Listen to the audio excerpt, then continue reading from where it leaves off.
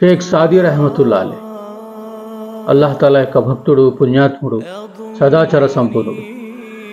ఇతను ఇలా తెలిపేవారు, నేను నా జీవితం అంతా ఇద్దరు వ్యక్తులను గురించి వెతికాను, బాగా వెతికాను, చివరిదాకా వెతికాను, కానీ వీళ్ళు నాకు దొరకలేదు అన్నారు.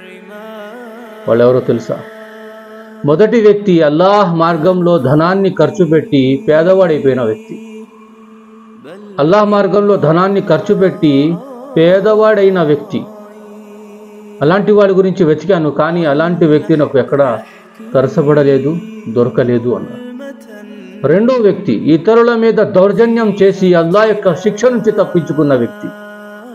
అలాంటి వ్యక్తి కూడా నాకు ఎక్కడ దొరకలేదు. ఇది పచ్చి నిజం అన్నారు.